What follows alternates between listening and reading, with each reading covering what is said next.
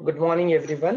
मैं Someshwar art of living संस्था की तरफ से आप सभी का योग वशिष्ठ महावाक यज्ञ के छठे दिन में स्वागत करता हूँ। Good morning everyone, my name is Someshwar. I welcome all of you on behalf of Art of Living organization to the sixth session of Yog Vasisht Maha Yajna. Our mentor Yatin ji also have joined with us. Yatin ji, आपका भी स्वागत है। जय गुरु जी। अपने सारे participants भी यहाँ पे जूम पे जुड़ चुके हैं, उन सभी का भी यहाँ पे स्वागत है। और जो अपने सारे व्यूअर्स है जो यूट्यूब के माध्यम से हमें देखते हैं, या we are right now live on even Facebook also, उन सभी का भी इस सत्र में स्वागत है। जय गुरुदेव। Let's begin with ohm and गुरु वंदना।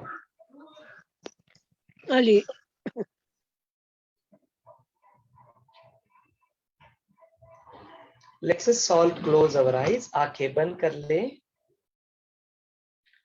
एक साधारण सांस अंदर ले और छोड़ दे। एक गहरी लंबी सांस अंदर ले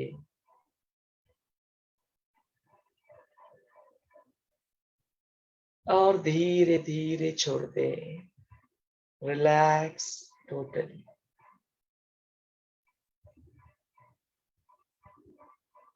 तीन बार ओमकार का उच्चारण करते हैं। ओमकार उच्चारण के लिए गहरी लंबी सांस अंदर ले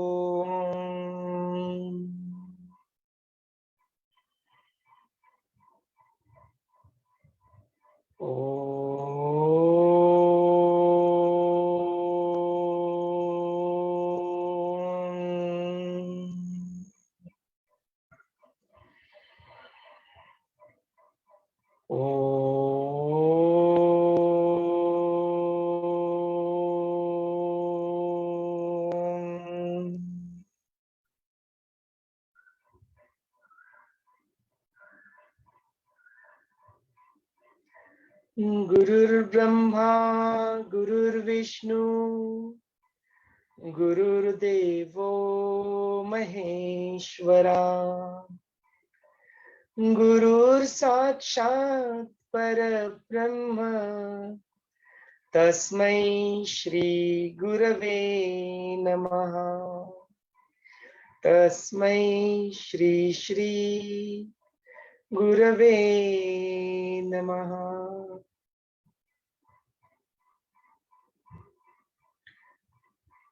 गुरुदेव को आवाहन करते हुए मन में प्रार्थना और पूरी तरह से आदर और सम्मान के साथ अपनी प्यारी सी आंखें खोल सकते हैं।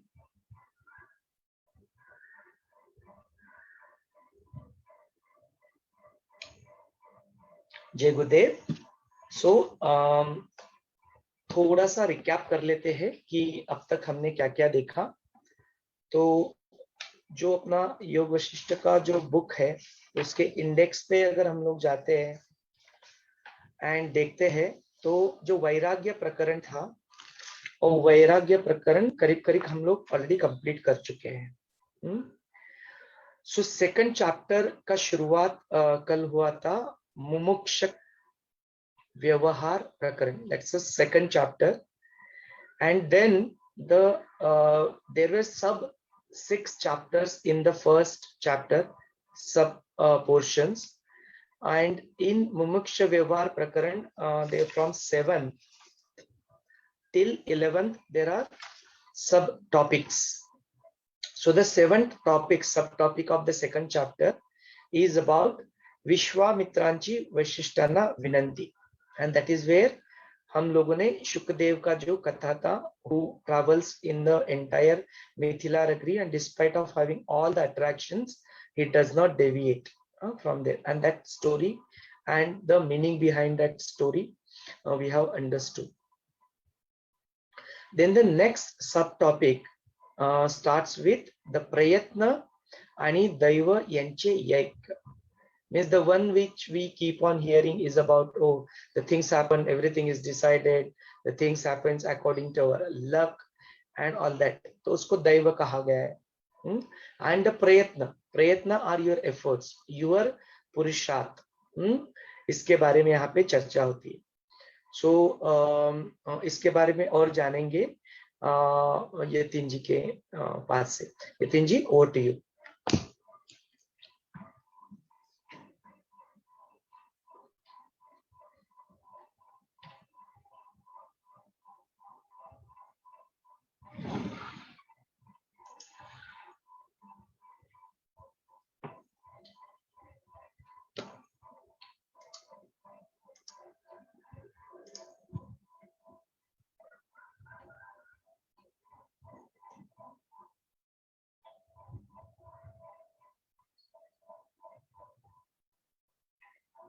Yeah, you need to unmute yourself.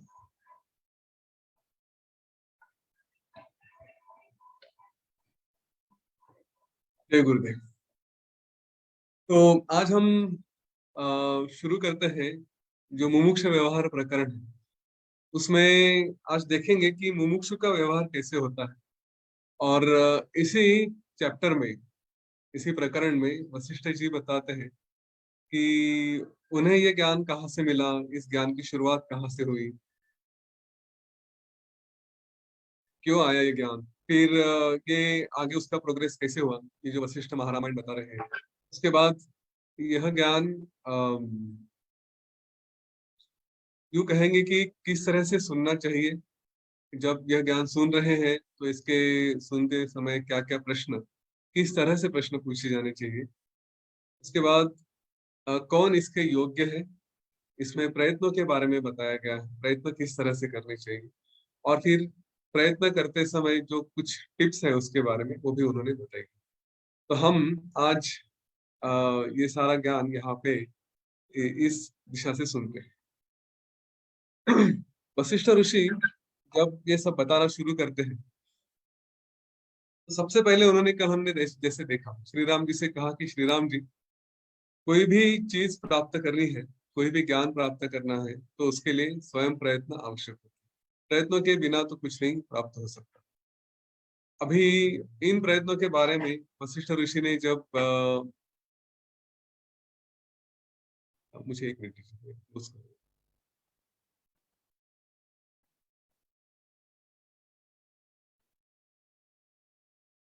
कल हमने देखा था, उन्होंने कहा कि यहाँ पे भाग्य नाम की कोई वस्तु नहीं है, सब कुछ है वो केवल प्रयत्नों से ही मुमकिन हो सकता है, पॉसिबल है। और उसके लिए उन्होंने कई सारे उदाहरण दिए कि जैसे जब कोई पिछले जन्म को ब्लेम करता है, मेरे पिछले कर्मों के ब्लेम करता है, तो ऐसा नहीं। जो भी दोष होता है वो होता है, हम उसको कुछ कर नहीं सकते, लेकिन उसके बाद हमारे सारे प्रयत्न हमें वो पुराने जो भी प्रयत्न है उसके जो परिणाम है उनके ऊपर जीत देने के लिए सफिशिएंट है। हम जितने प्रयत्न करेंगे उसी से हम आज भी जो अपना भविष्य है, जो कुछ भी हम देख रहे हैं, वो केवल प्रयत्नों के माध्यम से होता है, दूसरा उसके लिए कोई पर्याय नहीं है। और हमने कल ये भी देखा था कि आज जितने भी व्यक्ति अपने जीवन में यश प्राप्त कर चुके हैं, उनके लिए केवल प्रयत्न ही कारण हुए हैं, कहीं पे भी भाग्य ऐसा कुछ पिक्चर में आया नहीं। अभी इसके बाद श्री राम जी को बताते हैं कि देखिए श्री राम जी, इसको सारा नाम जो है वो पौरुष करके कहा गया है। तो ये कहते हैं कि ये सब कुछ पौरुष से ही प्राप्त है, जो पुरुष जो प्रयत्न करता है उसको पौरुष कहते हैं। तो पौरुष या पौरुष प्रयत्न, इससे आप अपने जीवन में ये आत्मज्ञान को प्राप्त करें। तो कैसे प्राप्त करें, केवल प्राप्त करें करके नहीं हो सकता। तो फिर वहां पे वे बताते हैं कि शास्त्रानुसार जो शास्त्र है और गुरु वचन, इन दोनों के माध्यम से आप सारे प्रयत्न करें। अपने प्रयत्न हमेशा ये ऐसे दो तरह के, जो आपके, हमने शायद मलिन वासना और शुभ वासना के देखे थे, कि जो आपकी शुभ वासना होगी, अच्छे मार्ग पे चल के ही आपको ये प्रयत्न करके अपने जीवन में जो प्राप्त करना है कर सकते हैं। और यहाँ पे उन्होंने विश्वामित्र का भी उदाहरण दिया। उन्होंने कहा कि देखिए, यहाँ पे आप ब्रह्मर्षि विश्वामित्र को देख रहे हैं, तो वे भी बिना प्रयत्न के ब्रह्मर्षि नहीं बने। और आज हम ये सब शुरू करते हैं तो इस समय थोड़ा विश्वामित्र की कहानी भी सुन लेते हैं। विश्वामित्र ये एक राजा के पुत्र थे। उनके पिता का नाम था गाधी। और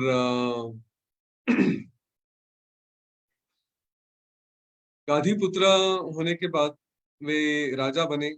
और एक बार फिर राजा बनने थे तो कहीं जैसे जंगल में जाते शिकार को वगैरह ऐसे गए, तो उन्होंने वहां पे वशिष्ठ ऋषि का आश्रम देखा। वशिष्ठ ऋषि का आश्रम देखने के बाद उन्होंने वहां पे गए, उनके दर्शन किए।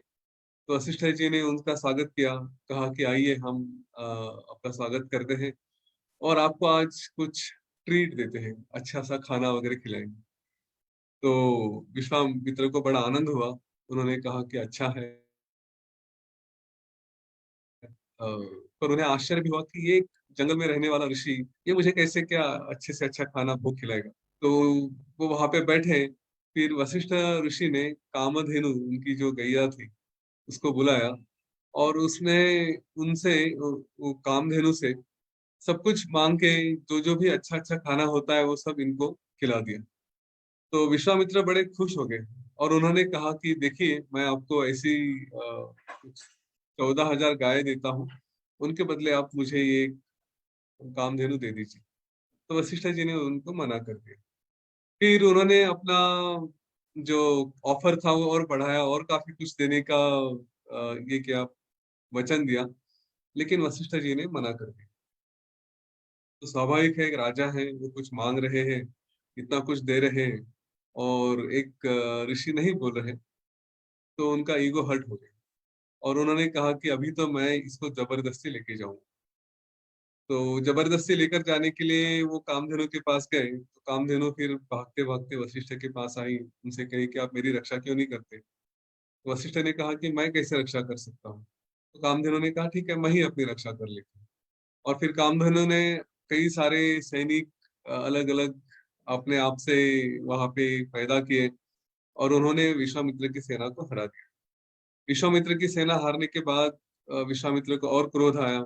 फिर उन्हें समझा कि वशिष्ठ को अगर हराना है तो मुझे तप करना पड़ेगा, उनके जैसा ऋषि बनना पड़ेगा।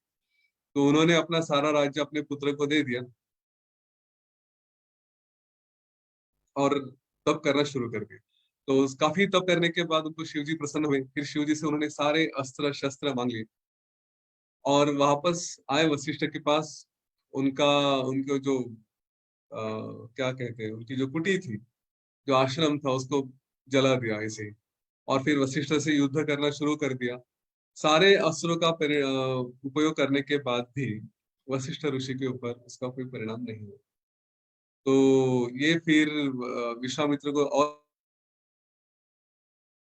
भी हर्ट हुआ कि अरे, मैंने इतनी तपस्या की, मेरे पास सारे शस्त्र है, ब्रह्मास्त्र भी है, और इनका इस ऋषि के ऊपर कोई परिणाम नहीं हो रहा है। उन्हें बड़ा आश्चर्य हुआ। तो उन्होंने सोचा कि नहीं, अभी तो मैं इनके बराबर का ही होके आऊंगा। इसलिए उन्होंने फिर से प्रयत्न शुरू किए, फिर तपस्या की। और बहुत तप करने के बाद उन्हें फिर से ब्रह्मा जी प्रसन्न हुए और कहे कि चलो मैं आपको राजर्षि की पद देता हूँ। राज ऋषि, हाँ, इसलिए राजर्षि कहते हैं। तो आप राजा भी हो और ऋषि भी हो। यह सुनने के बाद उन्हें लगा बस इतना ही, मुझे तो विश्वामित्र वशिष्ठ तो सुना है ब्रह्मर्षि है, तो मुझे वो होना है। तो उनका समाधान वहां से नहीं हुआ। उन्होंने और तप करना शुरू कर दिया। जब अब और तप करना शुरू किए तो फिर सारे देवतागण थोड़े चिंता में पड़ गए कि अगर ऐसा कुछ हुआ, ये पता नहीं क्या क्या कर सकते हैं। और बीच में कुछ कुछ कहानियां हैं विश्वामित्र की कि जो उन्होंने देवताओं से भी संघर्ष किया और अपनी सृष्टि भी निर्माण करने की कोशिश की, सब कुछ है। हम उसमें उसमें नहीं जाएंगे। हम जरा इनका जो फोकस था ब्रह्मर्षि बनने का, वो स्टोरी, वो लाइन पकड़ते हैं। फिर जब उनका तप बढ़ने लगा तो देवताओं को थोड़ा लगा कि नहीं, कुछ तो विघ्न डालना चाहिए। फिर हमने जैसे सुना है, उन्होंने मेनका को भेज दिया। और एक दिन विश्वामित्र ने मेनका को देखा, उसके ऊपर वो आकर्षित हो गए और फिर उससे ब्याह रचा, उसकी शादी कर ली। और ब्याह रचने के फिर कुछ दिनों बाद उनको एक सुंदर सी पुत्री हुई, उसका नाम था शकुंतला, आप शायद सभी जानते होंगे। और फिर कुछ दिन संसार चलने के बाद विश्वामित्र के समझ में आ गया कि ये मेनका तो मेरा तप भंग करने के लिए आई थी। तो उन्होंने मेनका को कहा कि अभी तुम चली जाओ स्वर्ग में, अब मैं फिर से तपस्या करूंगा। आप प्रयत्न देखिए, एक बार, दो बार, तीन बार, जब तक एक ठान लिया है ना, छोड़ नहीं रहे। कितने बार उनको फेलियर आते जाएंगे। उसके बाद फिर उन्होंने और तप करना आरंभ किया। और इस बीच में फिर वे जैसे जैसे उनको शक्ति प्राप्त होती थी, वैसे वैसे वे विश्वा वशिष्ठ से आ जाते थे लड़ने के लिए या कुछ होते थे। तो इस बीच में उन्होंने कभी विश्वामित्र के पुत्र वशिष्ठ के पुत्रों का वध कर दिया, उनको मार दिया। वशिष्ठ चाहते तो उनको शाप दे सकते थे, लेकिन उन्होंने सोचा कि ऐसा नहीं करना चाहिए, मैं तपस्वी हूँ। और अगर तपस्वी हूँ तो मुझे किसी को शाप देना, किसी के तरफ क्रोध के बोल कहना, ये उचित नहीं है। फिर उनको ब्रह्मा प्रसन्न प्रसन्न हुए और उन्हें महर्षि की पदवी दे दी। तो वे कहे कि महर्षि नहीं चाहिए, मुझे ब्रह्मर्षि बनना है। और ऐसा करके उन्होंने फिर से अपना तप आरंभ किया। तब आरंभ करते करते करते करते जब शुरू हुआ तो फिर से देवताओं को लगा कि नहीं, इनको फिर से कुछ बाधा डालनी चाहिए। तो इस समय उन्होंने रंभा को भेज दिया। और रंभा इतनी सुंदर, वो वहां पे आई। लेकिन जैसे ही विश्वामित्र ने उसको एक बार देखा और उनको उनके समझ में आ गया कि इसका उद्देश्य क्या है, तो उन्होंने रंभा को शाप दे दिया। देखिए, तपस्या काफी हद तक बढ़ चुकी थी, लेकिन ये सामने आ गए रंभा, तो गुस्सा हो गए कि ये क्या मुझ में बाधा डाल रही है। उसको शाप दे दिया कि तुम 10,000 साल तक एक पत्थर बन के रहो। ये होने के बाद उनको फिर से फ्रस्ट्रेशन आ गया, फिर से अपने आप पे गुस्सा हो गए कि मैंने ये क्या कर दिया। इतनी तपस्या की और सारी तपस्या का फल क्या हुआ, तो क्रोध में आकर किसी को शाप दे दिया। फिर उन्होंने लेकिन प्रयत्न नहीं छोड़े, वो कहे कि नहीं, अब मैं फिर से प्रयत्न करूंगा। और फिर से प्रयत्न शुरू कर दिए। और जब इतने प्रयत्न हो गए कि उनको ब्रह्मा जी प्रसन्न हुए और ब्रह्मा जी ने कहा कि मैं आपको अभी ब्रह्मर्षि कहता हूँ, आप ब्रह्मर्षि हो। फिर भी विश्वामित्र का समाधान नहीं। वो चाहते थे कि उन्हें ब्रह्मर्षि ये वशिष्ठ ऋषि माने, तब मानूंगा कि मैं ब्रह्मर्षि हूँ करके। तो वे गए वशिष्ठ के पास और उन्होंने कहा कि देखिए, मुझे ब्रह्मा जी ने ऐसा ऐसा कहा है। तो वशिष्ठ ने कहा कि आप महर्षि, आपका स्वागत है। तो ये सुन के उन्हें थोड़ा लगा कि अरे, ये तो मुझे अभी भी ब्रह्मर्षि नहीं मान रहे हैं। फिर इतना सारा तप था उनका, उस तप के बाद उनको ये एक ज्ञान हुआ कि किसी का मानना और ये सब, मैं जो कोई प्रयत्न कर रहा हूँ, एक फल की अपेक्षा से प्रयत्न कर रहा हूँ। और कोई कहे नहीं कहे, मैं हूं तो हूँ, नहीं हूं तो नहीं हूँ, किसी के कहने से क्या फर्क पड़ेगा। और जब उनके अंदर ये ज्ञान जागृत हुआ कि अरे, मैं अननेसेसरी वो एक टाइटल, वो एक डिग्री के पीछे भाग रहा हूँ, उसकी जरूरत नहीं है, जो है सो है।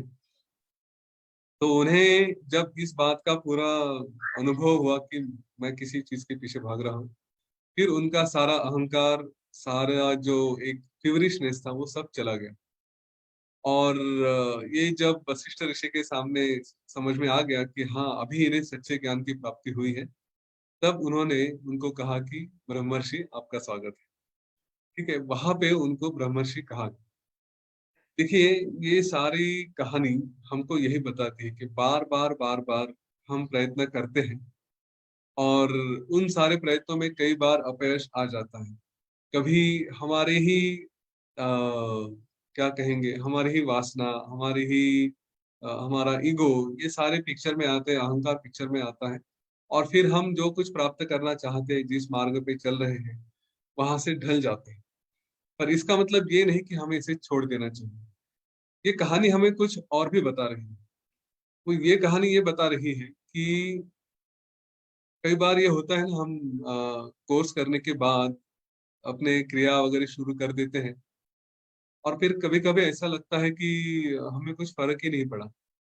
कभी कभी ऐसा लगता है कि क्रिया तो की, एडवांस कोर्स भी किया, संयम भी कर लिया, सब कर रहे हैं, लेकिन फिर भी छोटी छोटी बातों पे कभी कभी गुस्सा हो जाते हैं, कभी कभी हम किसी चीज में फंस जाते हैं, कभी किसी मोह में अटक जाते हैं। फिर मन में ही प्रश्न करने लगते हैं कि ये जो ज्ञान लिया, ये सब कुछ किया, ये काम में आ रहा है कि नहीं आ रहा है।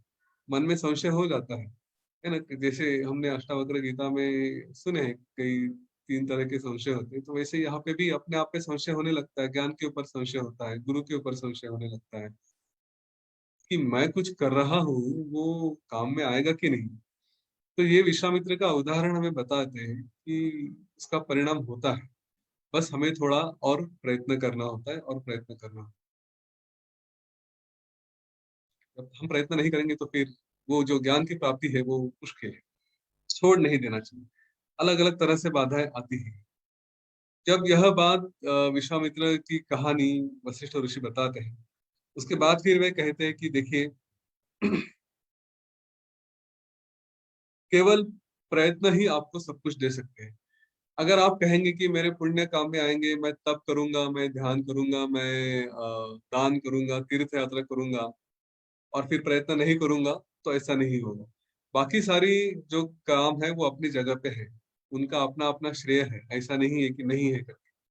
लेकिन वो किए, तीर्थ यात्रा की, गंगा में नहा लिए, लेकिन घर पे बैठे बैठे कहेंगे कि मुझे यश प्राप्त होगा, तो ये नहीं हो सकता। उसके लिए आपको प्रयत्न आवश्यक है। प्रयत्नों के बिना इस जीवन में किसी ने भी कुछ भी प्राप्त नहीं किया। तो श्री राम जी के मन में ये प्रश्न आता है कि विश्वामित्र ने इतनी तपस्या की, आपने जैसे कहा, इतना प्रयत्न किया, उसके बाद वो ब्रह्मर्षि हुए, उसके बाद उनको ब्रह्म ज्ञान प्राप्त हुआ, तो साधारण इंसान के बस की बात नहीं है, ऐसा मुझे लग रहा है। क्या साधारण इंसान ये ज्ञान प्राप्त नहीं कर सकता? तो विश्वामित्र कहते कि देखिए, ये ज्ञान प्राप्त करना बहुत सरल है। ऐसा नहीं है कि ये साधारण इंसान को नहीं हो सकता। साधारण इंसान को भी प्रयत्न करने के बाद ये ज्ञान हो सकता है। बस उसके लिए जैसे कहा कि शास्त्र और गुरु, गुरु वचन, ये हिसाब से इसी के, उनके बताए हुए मार्ग पे चलने से ही ये ज्ञान प्राप्त हो सकेगा।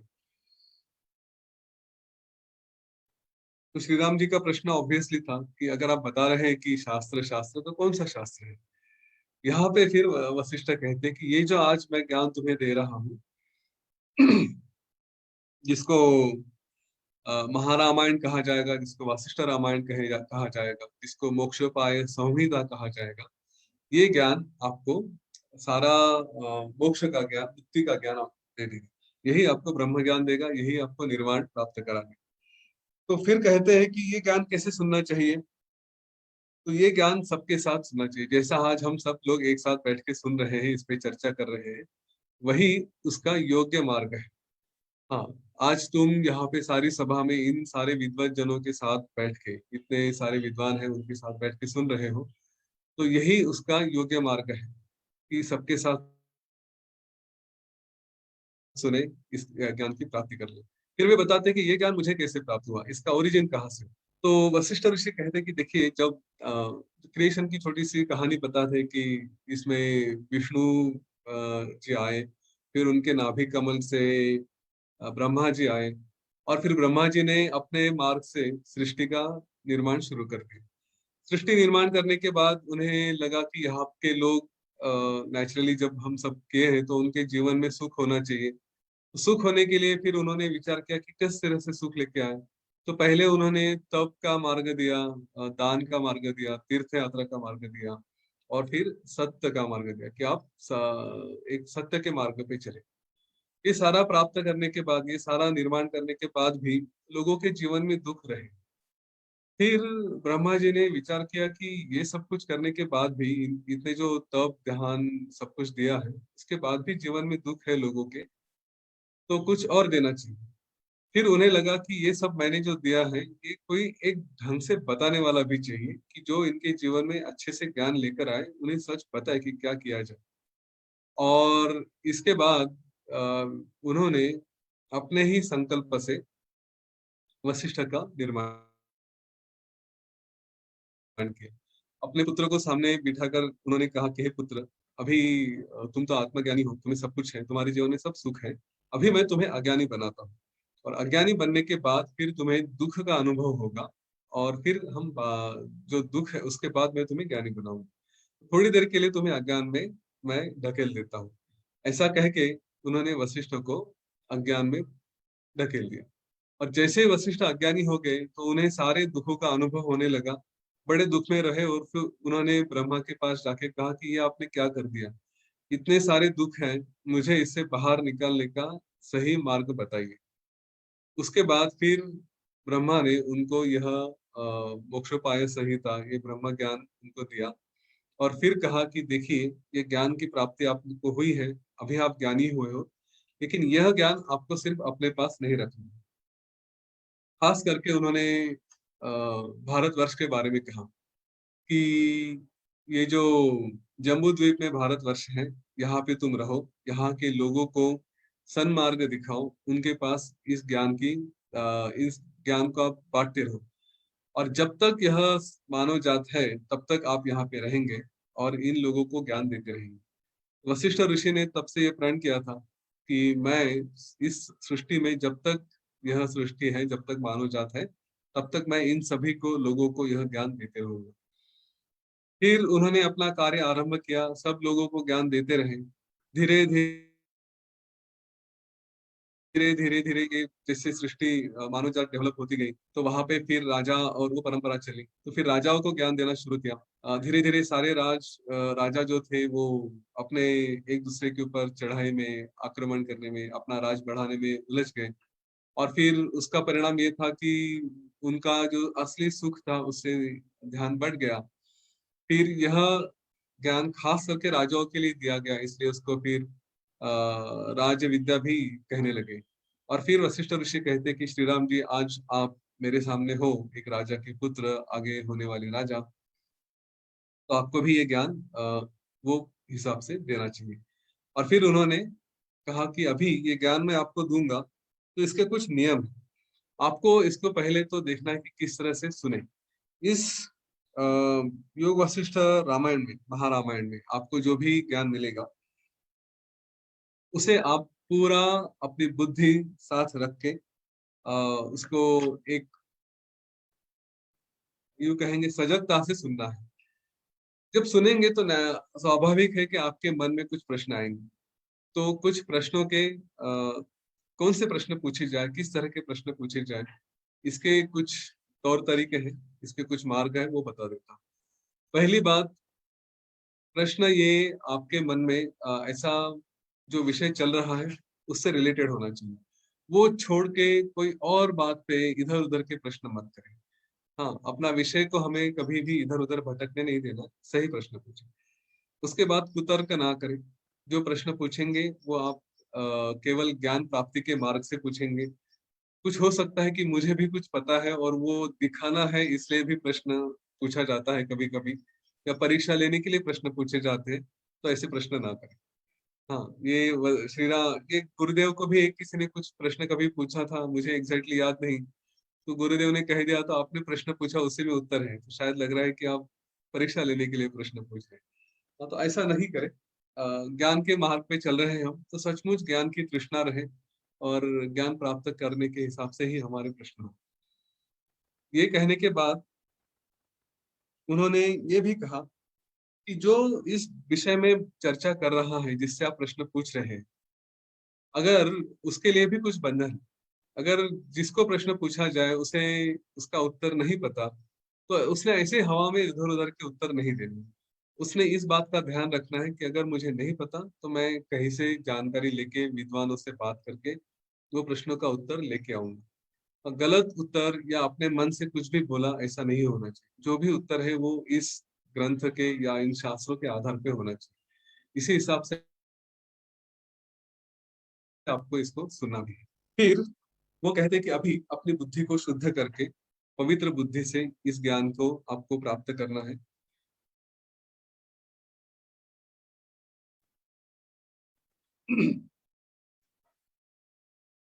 जिसकी बुद्धि शुद्ध है वही इसी ज्ञान को प्राप्त कर सकती है, जिसकी बुद्धि शुद्ध नहीं है वो इस ज्ञान को प्राप्त नहीं कर सकती।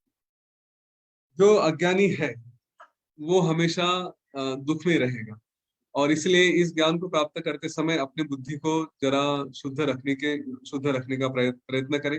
कैसा शुद्ध रखें? तो हम जब समझते हैं कि हम साधना करते हैं, अपने मार्ग पे चलते हैं, हाँ, उसमें यहाँ पे ग्रंथों में तो नहीं कहा गया है, लेकिन मैंने जैसे कई जगह सुना है, और यही एक हमारे हैप्पीनेस कोर्स का भी पॉइंट होता है। हैप्पीनेस कोर्स भी थोड़ा योग वशिष्ठों की पकड़ के चलता है।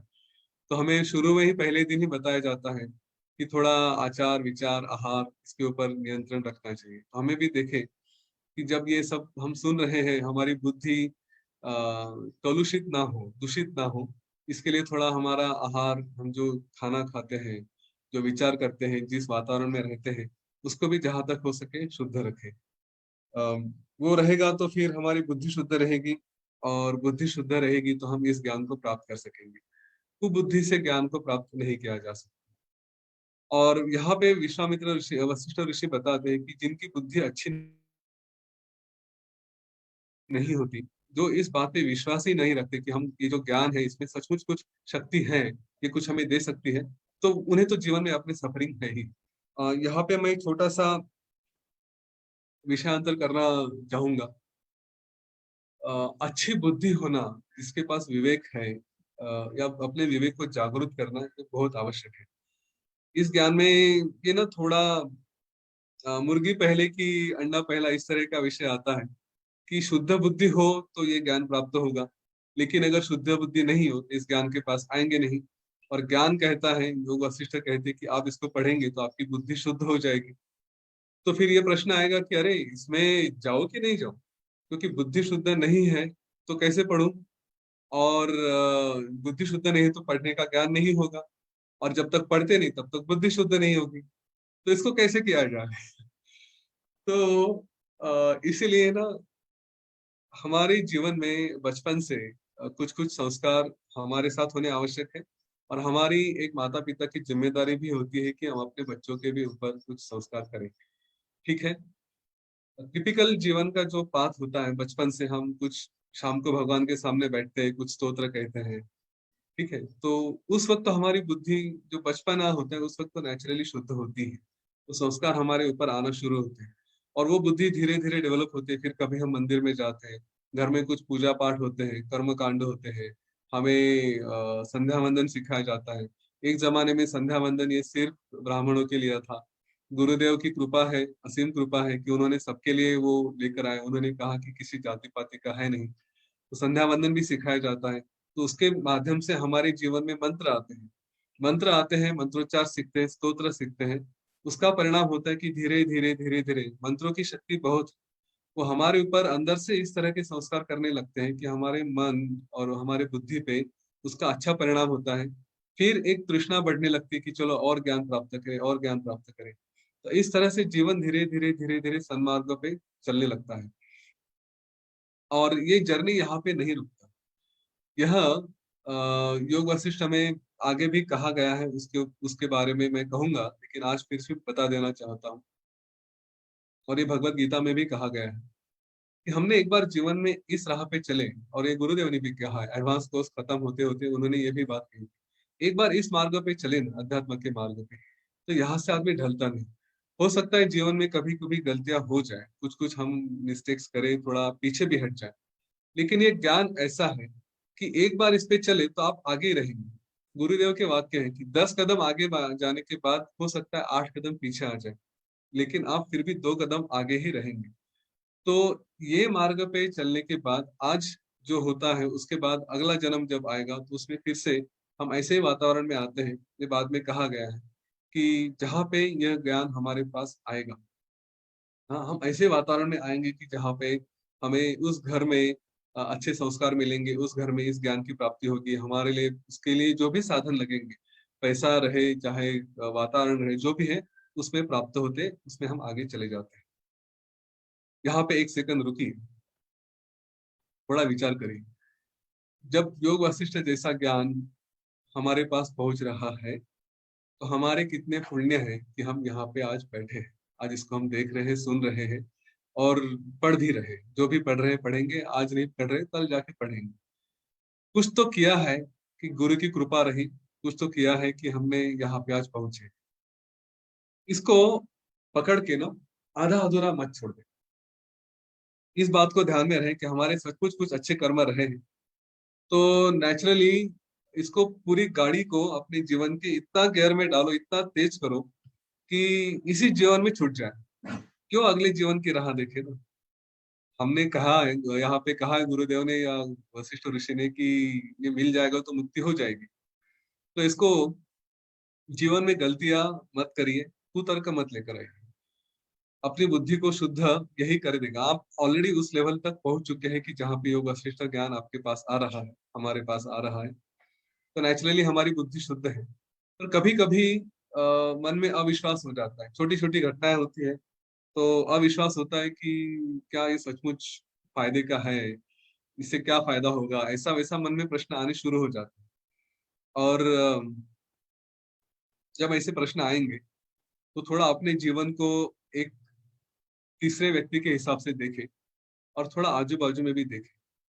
जो लोग इस मार्ग पे नहीं चलते हैं, जो इस ज्ञान को नहीं मानते हैं, कई लोगों के जीवन में कई तरह के दुख हैं। और अगर विश्वास नहीं होता तो जरा जाके हॉस्पिटल्स में देखिए, जरा मेंटल हॉस्पिटल विजिट करिए, जरा जेल विजिट करिए, आपको पता चलेगा कि लोगों के दुख क्या है।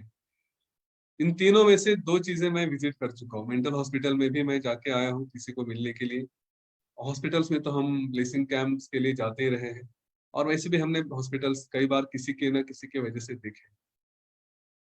तो देखे कि उन लोगों के दुख क्यों है।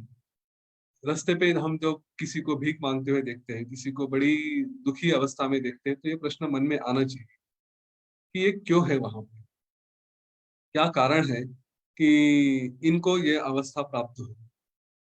हर हर इस स्थिति के लिए कहीं ना कहीं अपने ही कर्म कारण होते हैं। सबसे बड़ा कर्म वही होता है कि हमने गुरु आज्ञा का पालन नहीं किया, हमने शास्त्रों का पालन नहीं किया।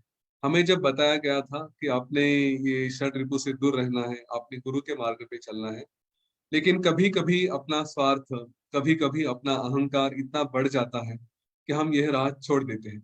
छोटी छोटी बातें होती है, सास बहू की होगी, भाई बहन की होगी, माता पिता की होगी, हाँ शेयर करने के लिए या किसी चीज से उसने ऐसा कहा इसलिए मैं वैसा करूंगा, इस तरह की भावना पकड़ के हम बैठ जाते हैं।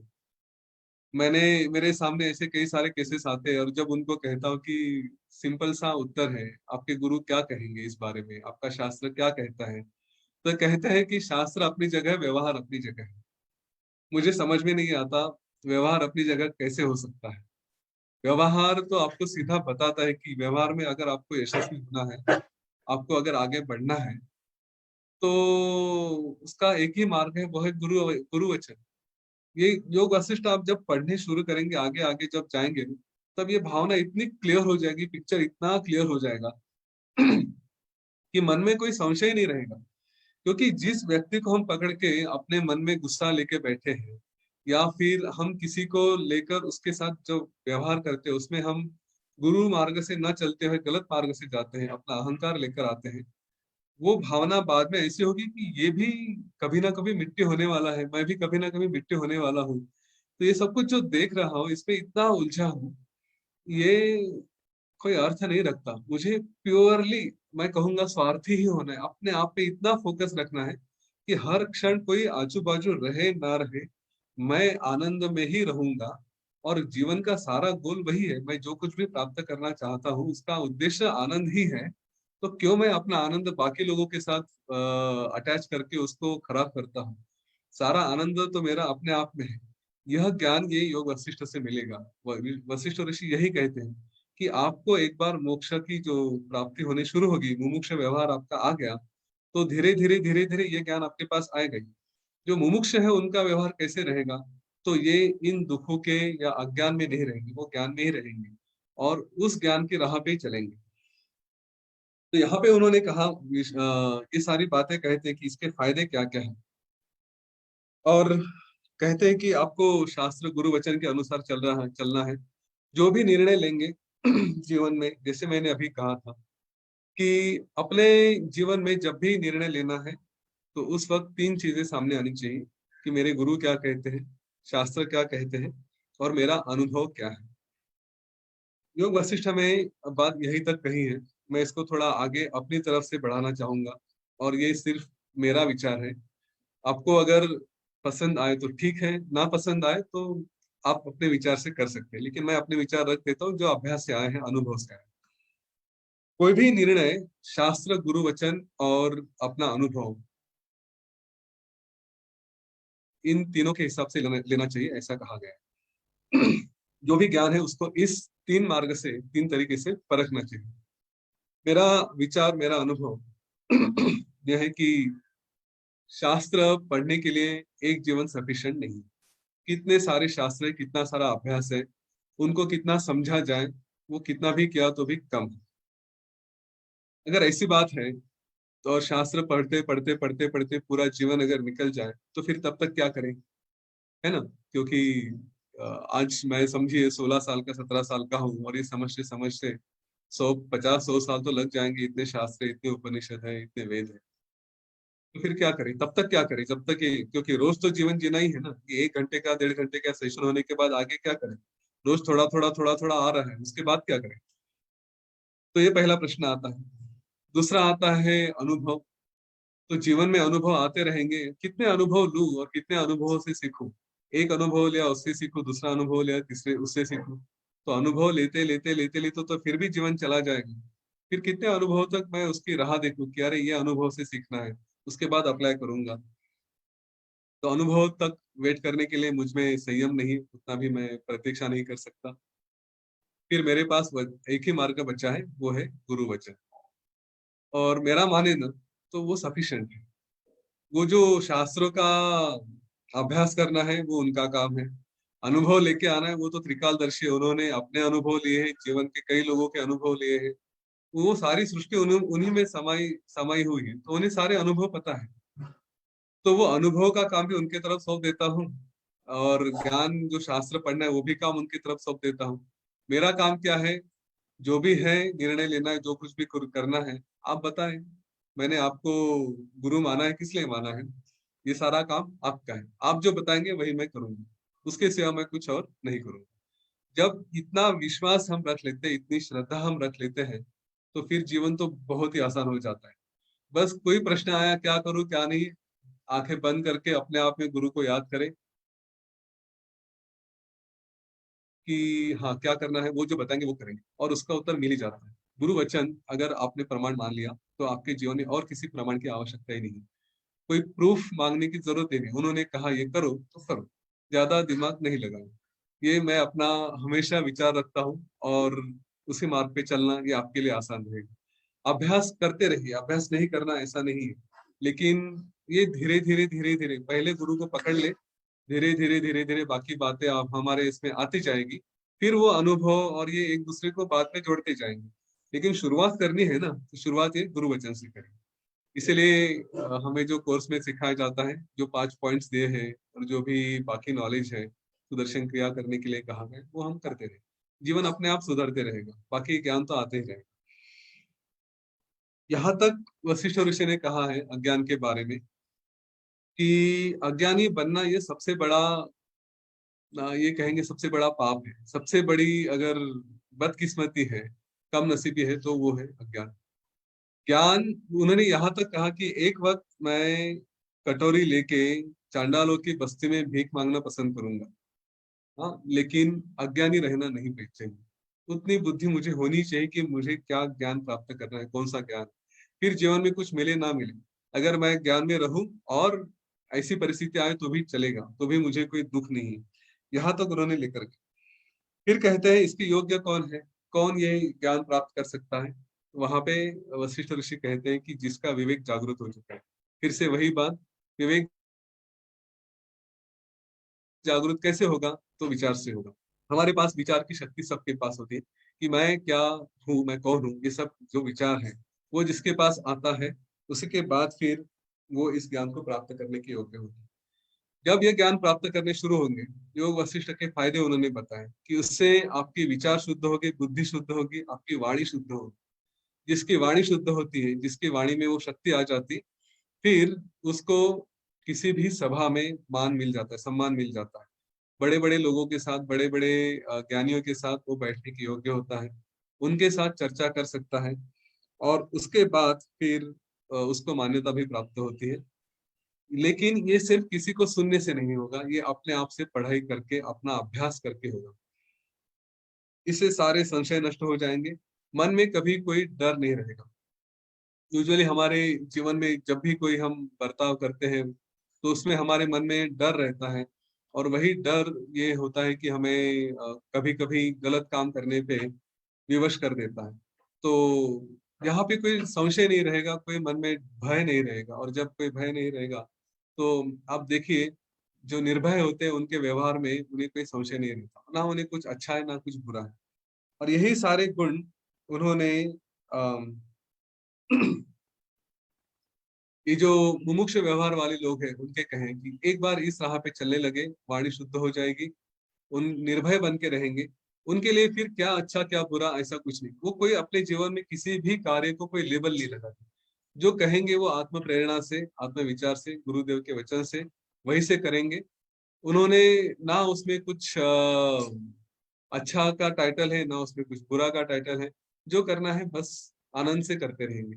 इसका मतलब ये नहीं कि गलत काम करेंगे, ये हमेशा ध्यान में रखिए कि कुछ अच्छा नहीं कुछ बुरा नहीं, ऐसा अगर लेबल लगाया गया तो इसका मतलब नहीं कि हम गलत काम करेंगे। उसके लिए साथ क्लियरली बोला गया है कि गुरु वचन है, शास्त्र है, और कोई भी शास्त्र आपको गलत काम करने के लिए नहीं कहता। ठीक है, इस बात का ध्यान है, इसमें हमेशा सावध रहना चाहिए। नहीं तो मन की अवस्था ऐसा हो जाती है कि मुझे अभी क्या अच्छा क्या बुरा क्या फर्क पड़ता है, कुछ नहीं, ये सब तो भ्रम ही है। तो हम गलत काम करने पे शायद उतर आते हैं। तो ऐसा नहीं होना चाहिए, अपने आप को बचाना है इस मार्ग से, क्योंकि ज्ञानियों की तरफ से गलत काम होना भी उसकी सजा बहुत, उसका कर्म ये बहुत बुरा समझा जाता है। इसके बारे में आगे फिर से चर्चा होगी योग वशिष्ठ में। ये जो मुमुक्ष व्यवहार जिनका है, ये जो मोक्ष के मार्ग पे चलने लगते हैं, उनका व्यवहार सामान्यतः बाहर से अगर देखा जाए तो एक आम इंसान की तरफ देखेंगे। आप देखेंगे वो गुस्सा भी कर रहे हैं, कुछ झगड़ भी रहे हैं, कुछ भी कर रहे हैं, वो अपना लगेगा कि आम इंसान ही है। लेकिन उनके अंदर जो चल रहा है, उनके विचार, वो एक असीम ऐसी शांति होती है, उसका कोई अनुभव बाहर से नहीं कर सकता। नेचुरली उसके जो काफी गुण बताए गए हैं, हम कल देखेंगे मोक्ष के चार द्वारपाल क्या है, कि जिस जो उनको आत्मसात करने के बाद हमारे वर्तन में किस तरह का फर्क पड़ता है। उन मोक्ष जो ज्ञानी है उनके संबंध में आने के बाद कैसे प्राणी भी शांत हो जाते हैं, कैसे उनके सामने जाते ही हमारा किसी का जो क्रोध है वो भी शांत हो जाता है। उनको देख के कैसे प्रसन्नता होती है, उनके साथ रहने से किस तरह का आनंद प्राप्त होता है, ये सारा हम कल देखेंगे। लेकिन उसके लक्षण आज बताए गए हैं, और ये हमें आज हमने जो किया प्रयत्नों के बारे में, इस ज्ञान के बारे में, संत के बारे में, इसका एक छोटा सा एप्लीकेशन आज डिस्कस कर लेते हैं, और फिर उसके बाद हम रुकेंगे। ये सारी बातें जो कही गई हैं सिर्फ आत्मज्ञान और शास्त्र के बारे में नहीं है। थोड़ा इसका एप्लीकेशन हमारे जीवन में हमें जो भी प्राप्त करना है वहां पे भी देखें। आप कुछ भी करें, आपको एक मेंटर की, एक गुरु की आवश्यकता होती ही। चाहे आप बिजनेस कर रहे हो, चाहे आप पढ़ाई कर रहे हो, चाहे आप कोई गोल प्राप्त करना चाहते हो, उसमें उद्दिष्ट प्राप्ति के लिए आपको एक गुरु की आवश्यकता है ही। दूसरी, शास्त्रों के अनुसार ही जाना चाहिए। तो कौन सी शास्त्र है वो भी आपको गुरु ही बताएगा, हाँ, कि ये शास्त्रों का अभ्यास करो। अपने मन से अगर आप किताबें इधर उधर ढूंढने के प्रयत्न करेंगे तो नेचुरली आप थोड़ा भटक सकते हैं। इसलिए गुरु के पास जाए, वे जो शास्त्र बताए उसका अभ्यास करें। हमें गुरुदेव ने कई सारे शास्त्र बताए हैं, और उन्होंने बार बार योग वशिष्ठ का भी कहा है कि योग वशिष्ठ पढ़िए। तो नेचुरली हम उसके मार्ग पे चल रहे हैं, बाकी शास्त्रों का भी आप अभ्यास कर सकते हैं। और तीसरा है कि अनुभव के हिसाब से जाए। हाँ, ये अनुभव हमें जो भी जैसे भी आएंगे वो हमें लेने ही है।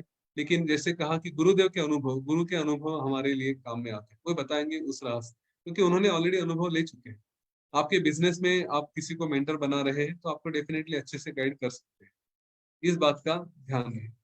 और अज्ञान में, एरोगेंस में नहीं जाए, इस बात का भी ध्यान रहे, क्योंकि एक बार अज्ञान की राह पे चलना शुरू हो गए तो वापस आना मुश्किल है। उसके लिए फिर गुरु कृपा ही आपको कुछ करा सकती है। ठीक है, योग वशिष्ठ, ये ज्ञान इतना सुंदर है। आगे जाके हम जब देखेंगे कि मन की प्रसन्नता कैसी होती है, वशिष्ठ ऋषि ने तो वचन दे ही दिया कि यह ज्ञान मैं बांटता रहूंगा जब तक मानव जाति है। तो कहीं ना कहीं वे किसी ना किसी रूप में, हो सकता है गुरुदेव के रूप में हमारे सामने आके ये ज्ञान हमारे पास दे रहे हैं, किसी ऋषियों से दे रहे हैं। तो इसका फायदा हम अपने जीवन में अवश्य करा लें और थोड़ा देखें कि हम गलतियां क्यों करते हैं। क्या हमारे मन में भय नहीं होता? क्या हमने दुनिया नहीं देखी? मुझे ये सबसे बड़ा आश्चर्य होता है। लोग कहते हैं कि सबसे बड़ा आश्चर्य मृत्यु है। मेरे लिए सबसे बड़ा आश्चर्य ये लोगों का वर्तन है कि सारी दुनिया सफर होती हुई दिखाई देती है। हमें देखते हैं कि लोगों के जीवन में कई सारी समस्याएं होती है, फिर भी वो विश्वास हम नहीं रखते कि गुरु वचन से जाना चाहिए, फिर भी शास्त्रों के अनुसार जाना चाहिए। ये इसके ऊपर फिर भी संशय होता है।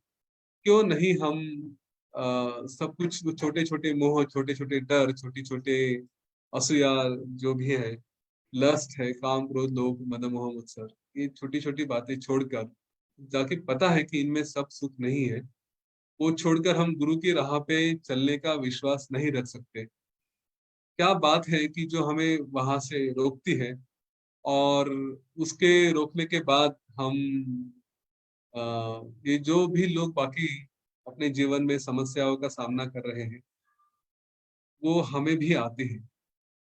हम भी बार बार दुखों में से जाते हैं, बार बार हम लोग फंस जाते हैं, बार बार हमें मानसिक तकलीफ होती है, हम शारीरिक दुख भोगते हैं।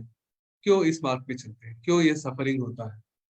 तो थोड़ा विचार करें आज हो सके तो। ऐसा कौन सा कारण है कि जिसकी वजह से हम इस राह पे होते हुए भी उस विश्वास तक नहीं पहुंचे, उस श्रद्धा तक नहीं पहुंचे, और फिर भी कहीं ना कहीं वो गलतियां कर बैठे। तो ऐसा क्यों हो रहा है और क्या करना चाहिए कि जिसकी वजह से हम इन छोटी छोटी बातों में ना फंसे और हम गुरु की राह पे पक्का चले।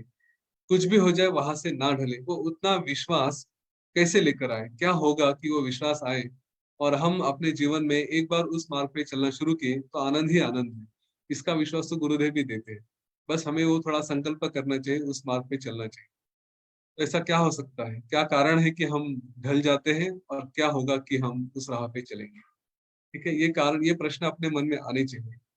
और अगर कुछ कर रहे हैं या पिछले कभी कुछ कर चुके हैं तो क्या कारण था, वो भी थोड़ा उसके ऊपर विचार करें।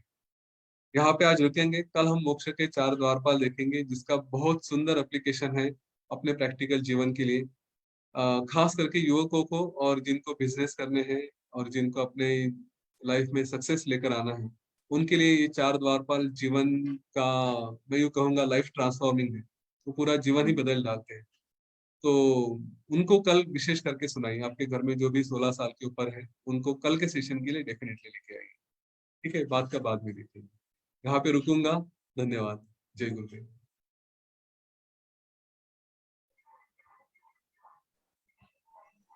Jay Gurudev Yatin ji, such a nice and wonderful insights about the things. It's really amazing. No, the focus on yourself. No? So in Ashtavakra Gita also, when that Raja comes to a point in his life and he just say, I love only myself, not anyone else. मेरे अलावा कोई दुनिया में कोई है ही नहीं, तो मैं बस सिर्फ और सिर्फ मुझसे अकेले से ही प्यार करता हूँ। एंड रानी के पास जाता है, अक्सर नॉर्मल जिंदगी में जाके देख लो, अपनी बीवी को बोल देता है आई लव ओनली माई सेल्फ, या अपने हस्बैंड को बोल दो, पता नहीं क्या महाभारत रामायण हो जाए। हाँ, लेकिन उनकी पत्नी भी उतने ही लेवल तक पहुंची होती है, बोलते हैं वाह I also love only myself. So बोलते वो स्वार्थी बन जाओ। यहाँ पे स्वार्थी बनना, वो छोटे छोटे स्वार्थ नहीं चल रही है। इट इज दैट परम ज्ञान की बात चल रही है, परम आत्मज्ञान की बात चल रही है कि I love only myself. मेरा focus is only on myself and that one self is not कि यतीन का सेल्फ अलग है और मेरा सेल्फ अलग है और गुरुदेव का सेल्फ अलग है। नहीं नहीं, वो अलग अलग सेल्फ की बात नहीं चल रही है। There is only one self, कोई और है ही नहीं actually. There is no other self available than this. तो प्रश्न उठता है कि इतना सब कुछ है, इतना सब कुछ सुनते हैं, इतना सब कुछ सफरिंग है जो यतीन ने बार बार बताया आज की इतना सब कुछ होता है तो फिर भी ये सब कुछ क्यों आता है जिंदगी में, व्हाई दिस सफरिंग कंटिन्यूज। तो मन में प्रश्न होते हैं। तो यदि आपके मन में ऐसे कुछ प्रश्न है तो जरूर पूछिए। मैं तो 2 प्रश्न यहाँ पे रखता हूँ और देन इसके ऊपर चर्चा करेंगे हम लोग कि what is the outcome of that discussion. So first question, let us take it from our chat. Preeti ji कहती है, व्हाट काइंड ऑफ नॉलेज और understanding is that which comes through a smile but cannot be expressed in words or action? Is it as difficult as expressing the effortlessness through effort? ये प्रश्न है कि ऐसा कौन सा जो नॉलेज है जो स्माइल के थ्रू अंदर से निकलता है एंड उसको शब्दों में डालना या एक्शन में डालना, मतलब डालते तो है, ऐसा नहीं कि बिल्कुल ही नहीं डालते, कह सकते कि पार्शियली हम लोग उसको एक्सप्रेस कर पाते हैं या पार्शियली उसको एक्शन में डाल पाते हैं, नॉट फुल्ली, पूरी तरह से एक्सप्रेसेबल नहीं होता है। क्या इतना ही डिफिकल्ट है जैसे कि एक्सप्रेस एफर्टलेसनेस को अगर एफर्ट के थ्रू समझाने की कोशिश की जाए, जैसे मौन को शब्दों के जरिए समझाने की कोशिश की जाए। तो इसके ऊपर चर्चा करते हैं। Listen to Yatin ji, what Yatin ji wants to say on this. प्रश्न फिर से बताओ, मुझे समझा नहीं एग्जैक्टली क्या पूछा। ऐसा कौन सा नॉलेज है जो एफर्टलेसली आता है? Is that the question? प्रश्न ये है कि ऐसा कौन सा नॉलेज जो है जो स्माइल के थ्रू आता है, ये पहला प्रश्न है। और दूसरा प्रश्न है कि फिर उसको एक्सप्रेस करने जाते हैं हम लोग अपने शब्दों से या अपने कृति से, तो हम लोग कर नहीं पाते, उसको कर नहीं पाते, उन्हें कर तो पाते थोड़ा थोड़ा, but probably the question is that fully कर नहीं पाते उसको एक्सप्रेस। तो ऐसा क्यों? और इज इट दैट डिफिकल्ट कि जैसे कि एफर्टलेसनेस को हम लोग एफर्ट की तरह समझाने के, विथ एफर्ट समझाने, एफर्टलेसनेस को बताना चाहते हैं बट एफर्ट के थ्रू बताना चाहिए। जैसे मौन को बताना चाहते हैं लेकिन वो बताने के लिए मौन रह के फिर यू कैन एक्सप्लेन ना, the best possibility of explaining मौन की मौन, शांत हो जाओ, बस दिस इज व्हाट मौन इज ना। लेकिन आप कोशिश क्या कर रहे हो, मौन को बताने की कोशिश कर रहे हो शब्दों के जरिए, तो कैसे समझ में आएगा सामने को? यह प्रश्न है। ये बहुत सुंदर प्रश्न है और योग वशिष्ठ का सबसे इम्पोर्टेंट पॉइंट ये प्रश्न एड्रेस करता है। शायद मैंने आज बताते बताते रह गया या ऐसे ही चलते चलते रेफरेंस दिया था। इस ज्ञान को श्री राम जी, वशिष्ठ जी बताते कि ये जो ज्ञान तुम्हें मिलेगा श्री राम जी, इसका प्रमाण क्या होगा? ये ज्ञान मिला है तो इसका क्या प्रूफ है कि मिल गया करके? हाँ, तो उसका उत्तर है कई सारे ज्ञान का या किसी नॉलेज का प्रमाण होता है ना। हमने शायद ऋषि जी की जो सेशन थे उसके प्रमाण के बारे में देखा कि किसी ने कह दिया, आज मैंने बोला, गुरुदेव ने बताया, वो प्रमाण है हमारा, उसके ऊपर विश्वास है, ठीक है, या ऐसा करना चाहिए वैसा नहीं करना चाहिए, या कुछ हम देखते हैं लोगों के अनुभव से, लोगों ने कहा तो उसके ऊपर हम प्रमाण रखते हैं। पर इस ज्ञान की प्राप्ति, और आप जो कह रहे हैं कि कौन सा नॉलेज है जो एक्सप्रेस करने के लिए, लेकिन एक्सप्रेशन के एफर्ट लगते हैं, एफर्टलेसली उसको हम दिखा सकते हैं, आता है, तो उसका प्रमाण है प्रत्यक्ष। हाँ, अनुभव यही प्रमाण है। गुलाब जाम मीठा है कि नहीं है ये केवल खाने के बाद ही पता चलेगा। जब उसको टेस्ट करेंगे तो ही कहेंगे कि हाँ ये प्रमाण है। अब मैंने खाया और आपने नहीं खाया तो आपको उसका प्रमाण नहीं मिलेगा। आपको या तो मुझ पर विश्वास रखना पड़ेगा या तो फिर आपको खुद खा के देखना पड़ेगा। तो वही है कि इस ज्ञान का प्रमाण है अनुभव, आत्मानुभव। हम जो अनुभव करेंगे वही प्रमाण। इसीलिए वो स्माइल एफर्टलेसली आता है कि नहीं, या एफर्टलेसली मैं कर रहा हूँ कि नहीं कुछ, तो वो तो अपने आप से आएगा। आपकी दुनिया अलग है, मेरी दुनिया अलग है। आगे जाके हम ये देखेंगे हमारे विश्व ही अलग अलग होते हैं। तो मेरे विश्व में मैं अपने अनुभव में हूँ और मुझे अपना अनुभव अच्छा है, मैं उसमें आनंद में हूँ। और ये ज्ञान है तो ज्ञान है, नहीं है तो नहीं। इसके लिए कोई और प्रूफ नहीं दे सकता, ये आपका ही अनुभव रहेगा।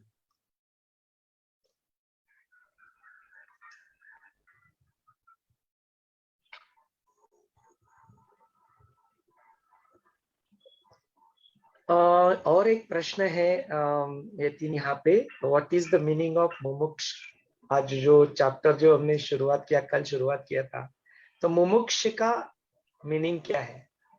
जिसको मोक्ष की अपेक्षा है वो मुमुक्ष, और उसका व्यवहार इसलिए मोक्ष प्राप्ति करने वाले का व्यवहार। आपको अगर मोक्ष की अपेक्षा है तो आपको मुमुक्ष कहा जाएगा, और उसके लिए आप ये सारा ज्ञान पढ़ रहे हैं, उसके ऊपर चलना शुरू करेंगे, ऑलरेडी चल रहे हैं काफी हद तक, लेकिन फिर भी कुछ थोड़े थोड़े मन में संशय रहते हो तो क्लियर करेंगे, तो उसको जो व्यवहार रहेगा वो मुमुक्ष व्यवहार है। धन्यवाद। आज बार बार बात निकली है गुरु वचनों की, और गुरु हमें क्या बताते हैं, गुरु हमें क्या समझाते हैं। तो एक गुरुदेव का वीडियो देख लेते एंड देन प्रश्नोत्तर को हम लोग आगे जारी रखेंगे।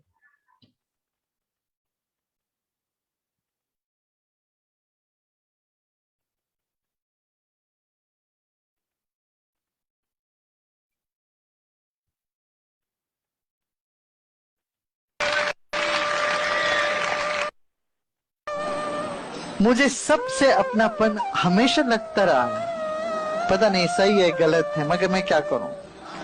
कोई मुझे गैर लगते ही नहीं, कोई मुझे को ये नहीं लगता है कि मैं पहली बार इससे मुलाकात कर रहा हूं।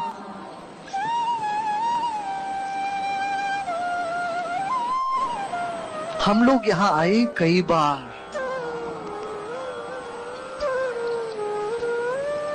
मैं तो मुस्कुराता ही रहा हूं, तुम रोए हंसे डाव डाला करते रहे हो, मगर अब ये बार मौका नहीं चूकना, इस बार मुस्कुराते रहना। तो मेरे लिए हर एक व्यक्ति मेरा पुराना प्रेम है, मेरा पुराना रिश्ता है, प्रीत पुरानी मेरी तेरी, कोई नई बात नहीं है। कितने बार हम लोग आए इस दुनिया में, मुझे कुछ कुछ पता है, शायद तुम लोग भूल गए। मैं ये नहीं कहूंगा मुझे सब पता है, मुझे मगर कुछ कुछ पता है जो तुम शायद नहीं जानते हो। इस तरह का एक संकल्प लेके प्रसन्न होके घर जाओगे क्या? मैं उसका हूं जिसका पूरी दुनिया है, इसलिए मुझे कोई कमी नहीं है। देर भले हो कोई अंधेरा नहीं है। और तुम यदि साधना करोगे, थोड़ी थोड़ी सत्संग में तुम भाग लेते रहोगे, मैं तुमको प्रॉमिस करूंगा तुम्हें जीवन में किसी चीज की कमी नहीं आएगी।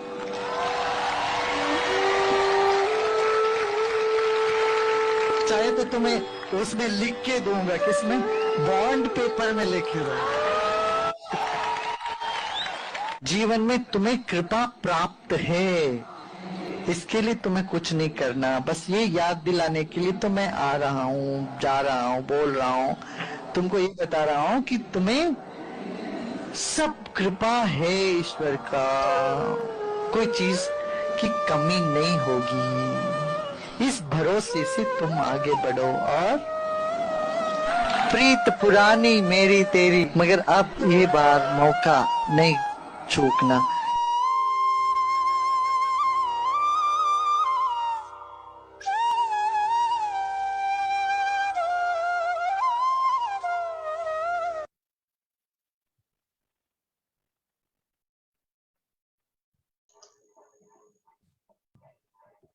देखो गुरुदेव बार बार बोल रहे हैं कि don't miss this chance, not this time. बोलते मैं तो हमेशा मुस्कुराता ही रहता हूँ, तुम रोते रहते हो, हंसते रहते हो, रोते रहते हो, हंसते रहते हो। मैं भी यहाँ पे कई बार आया हूँ और तुम भी यहाँ पे कई बार आए हो, तुम तो भूल चुकी हो, लेकिन मुझे थोड़ा थोड़ा पता है। बोलते ऐसा नहीं कि मुझे सब कुछ जानना है, लेकिन मुझे थोड़ा थोड़ा पता है। देखो कितना हम्बलनेस है ना, even in that there is not even iota of ego is there. बोलते मुझे थोड़ा थोड़ा पता है, मैं सब कुछ तो नहीं जानता हूँ, बट मुझे जो कुछ भी पता है थोड़ा थोड़ा मैं बता रहा हूँ कि इस बार तो मुक्त हो ही जाओ, इस बार थोड़ा मुस्कुरा ही लो। हाँ, गुरु के वचन है, बार बार गुरु वचनों की बात हुई आज, तो गुरुदेव बता रहे हैं ना that I am here right now, I am there with you right now, let's become free. कहाँ भागते रहोगे इधर उधर फ्रीडम के पीछे, बोलते मैं हूँ, जस्ट जागो और आगे बढ़ो। अमेजिंग। हाँ, इसको हम लोग फॉरवर्ड करते हैं Manisha ji, will put it on a group also and if possible will upload it on YouTube also, and this Facebook is already live. तो यदि आप आज का लिंक देखोगे तो इसमें भी आपको ये देखने को, दोबारा देखने को मिल ही जाएगा। With that note, again we'd like to open the session for any questions and if you want to share आज के जो विषय था उसके बारे में, यदि आप कुछ पूछना चाहते हैं, बताना चाहते हैं, तो you are welcome to do so. But while doing so, please remember जो यतीन जी ने हमें आज याद दिलाया, अपने प्रश्न कैसे होने चाहिए। प्रश्न सीकिंग की स्पेस से आने चाहिए, ना कि हमें कुछ जताने के लिए। तो यू आर वेलकम, आप में से जो भी बात करना चाहते हैं, we would like to hear you and हम आपके प्रश्न जरूर सुनना चाहेंगे। गुरुजी का मैसेज बहुत इमोशनल है, but happy emotion, I am in tears of Joy. ये तो होना ही है ऋतु जी, तो वो तो आता ही है। तो ये बहुत बहुत भाग्यशाली क्षण जो होते हैं जब अपने आंखों से ग्रैटिट्यूड के आंसू बहते हैं। बहुत ही भाग्यशाली क्षण ये होते हैं जब वो कृतज्ञता हम लोग व्यक्त कर पाते हैं और अपने वो आंखों से ग्रैटिट्यूड का आंसू निकल आते हैं। हाँ, ये it's already recorded, I am saying, telling you, Facebook link is already there live and जो ग्रुप में ऐड करने की जो बात निकली है, तो हम लोग यहाँ पे वो फेसबुक पे जब जाओगे ना आप लिंक, तो उसके डिस्क्रिप्शन में सारी इंफॉर्मेशन वहां पे दी गई है। लेकिन हम लोग फिर से एक बार यहाँ पे सबकी जानकारी के लिए सारे डिटेल्स फिर से डाल देते हैं ताकि आपको हैंडी ये अवेलेबल रहे। तब तक if you have any questions you can put it in a chat. I'm just putting all the information over here one more time.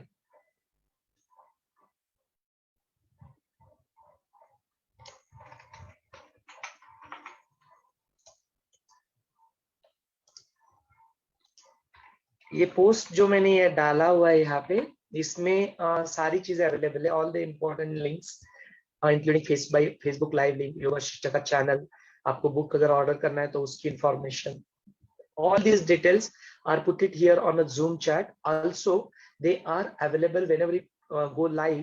In the description of that, all this information is available. Yeah, आप अपने आप को, you can raise your hand so that we can spotlight you, unmute yourself, and you will be able to ask your questions. I've filled up the order for book by filling up the form. When will I get it? Yatin ji, would you like to say something about it? Sachin ji is asking कि उन्होंने form भर दिया है लेकिन book कब तक मिल जाएगा। So we are in a lockdown right now and Yatin ji is still doing that research कि which book are good in other languages. Marathi का तो हमने बोल दिया है, this is the book that we are referring, Suman Mahadevkar इनका बुक है ये, इसको हम लोग एज अ रेफरेंस पॉइंट हम लोग यूज कर रहे हैं। हिंदी एंड इंग्लिश में जो बुक्स अवेलेबल है वो या तो बहुत संक्षिप्त है या तो बहुत वास्ट है, तो कौन सा बुक एक्चुअली रिकमेंड करना चाहिए, कौन सा बुक खरीद के आपको भेजना चाहिए, इसके ऊपर थोड़ा रिसर्च और जारी है। Yatin ji, would you like to say something about it? हाँ, ये हिंदी और इंग्लिश के ऑनलाइन ही बुक्स अच्छी है अभी तो, क्योंकि एक जो स्वामी वेंकटेशानंद की बुक है यहाँ पे आप उसको देख सकते हैं, तो यह बुक बहुत छोटी है और लैंग्वेज थोड़ी कॉम्प्लेक्स है। मराठी बुक तो आपको दिखा दी, हिंदी में भी जो है ये काफी बड़ी है, एग्जॉस्टिव है ये पूरी, मतलब एक ही बुक नहीं है, ऐसे 3 बुक है। यहाँ पे देखिए वॉल्यूम 1 लिखा है, वॉल्यूम 2, वॉल्यूम 3, 3 वॉल्यूम है। और ये पूरी, अगर आप सचमुच उतना इंटरेस्टेड है तो पूरा का पूरा योग वासिष्ठ है इसमें, क्योंकि हर श्लोक और उसका ट्रांसलेशन, हाँ उसका भाषांतर यहाँ पे किया गया है। 72,000 श्लोक है, 32,000 श्लोक है तो एक श्लोक, उसका भाषांतर, दूसरा श्लोक, ऐसा करते करते पूरा योग वशिष्ठ उसमें आता है। आप वो चाहे तो वो खरीद सकते हैं। यहाँ से किसी और भेजना थोड़ा मुश्किल है, क्योंकि बुक का खुद का वजन ही काफी है। ऐसे 3 बुक्स लिए तो उनका ट्रांसपोर्ट का खर्चा, उसकी कॉस्ट ही ज्यादा हो जाएगा, तो कुरियर का खर्चा। बुक की कॉस्ट ही करीब करीब 2500 रुपए है, 3 बुक्स मिला के वो। तो ऑनलाइन शायद ऑर्डर हो सकता है, अगर आपको इंटरेस्ट है तो वो देखा जाएगा।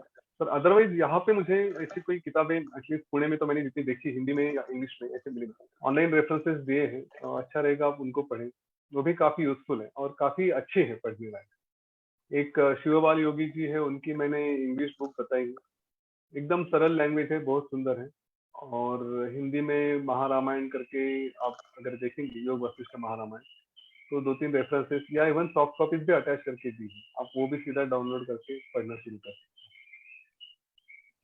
और मराठी किताबें मैं अभी सोमवार को जाकर लेकर आऊंगा, और फिर उनका एक से कुरियर वाले से बात चल रहा है कि वो कम से कम कॉस्ट में जहाँ भी महाराष्ट्र में है डिलीवर कर सके, क्योंकि नासिक, गोवा और कोल्हापुर से रिक्वेस्ट है किताबों के लिए, पुणे के लिए भी है। तो वो कुरियर वाला से मैं बात कर रहा हूँ, सोमवार मंगलवार को वो किताबें आकर डिस्ट्रीब्यूशन शुरू हो जाएगा।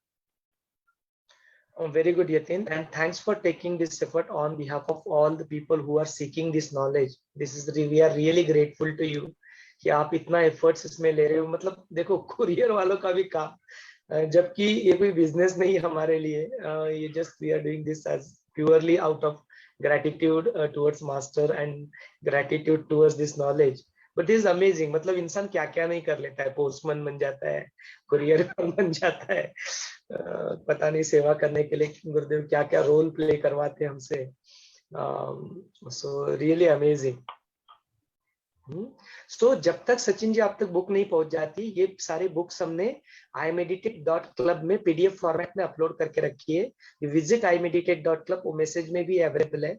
You visit it, go to the download section and you will be able to download these books from there also.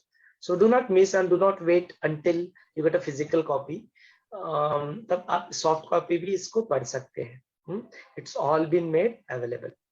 Okay, कुछ प्रश्न है आज के सेशन में। वी हैव 9 more minutes, 8:51 हुआ है, sharp 9 o'clock we'll close this call. 9 minute में यदि आप और कुछ प्रश्न पूछना चाहते हैं तो यू कैन आस्क। जब तक अगला प्रश्न पूछा जाता है, मैं एक इंसिडेंट शेयर करना चाहता हूँ। अपने ही पार्टिसिपेंट है जिन्होंने मुझे कल कॉल किया था कि जीवन में देखो दुख कैसे होते हैं और कुछ चीजों का कैसे अपने हाथ में कुछ कंट्रोल नहीं होता है।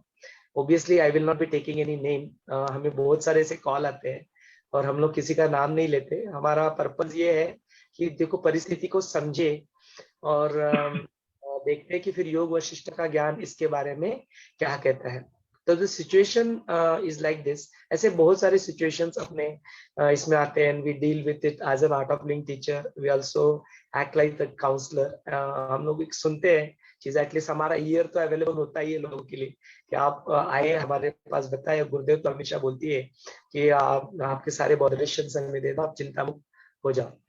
तो ऐसे ही अपने व्यक्ति ने मुझे कॉल किया and situation there is like this कि उनकी डॉटर का शादी हो चुका है। It's already almost 2 years and the husband doesn't seems to cooperate, not even keeping contact with her. जो बेसिक आवश्यकताएं होती है वो भी प्राप्त नहीं होती। एंड 1.25 साल तक तो उन्होंने बताया नहीं अपने माँ बाप को, बिकॉज वो दुख में जाएंगे, वो इसके बारे में क्या सोचेंगे।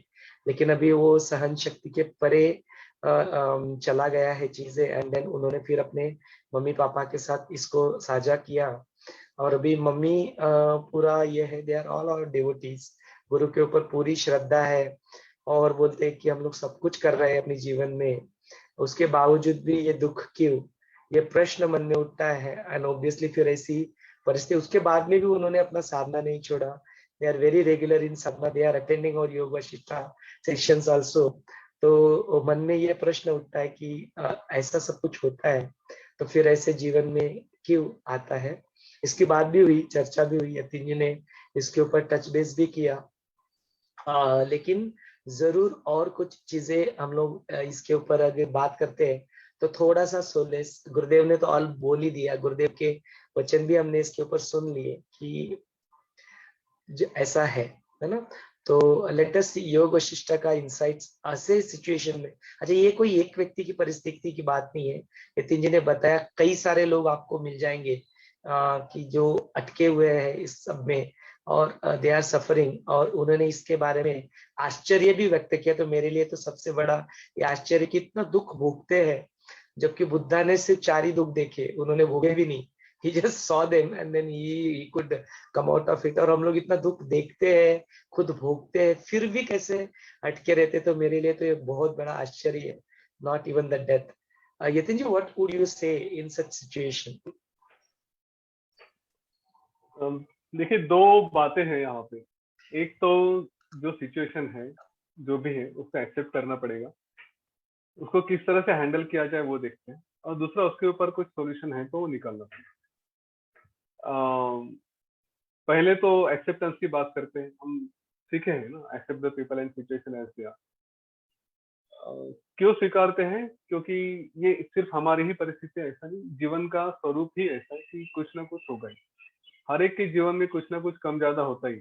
आपको, मैं हमेशा, ये मेरा फेवरेट स्टेटमेंट है, अगर सब कुछ आनंद से चल रहा है तो एक बार अपने आप को पकड़ के देखे कि सचमुच पृथ्वी पे है या स्वर्ग में है करके। हाँ, ये कुछ ना कुछ होते ही रहेगा, इसका तो ये पकड़ के चल रहे हैं। इसलिए हम जन्म लिए हैं कि हमें कुछ कर्म थे, उनको निकाल कर क्लीन करके लेकर जाना है। तो किसी ना किसी रूप में कोई ना कोई दुख ये आ सकता है। गुरु और ज्ञान हमें उस दुख को सुख में कन्वर्ट करने की शक्ति देता है। उसी को देखे, उसी को अपॉर्चुनिटी समझे, और उसके बाद जो भी सॉल्यूशन निकालना है वो निकाल।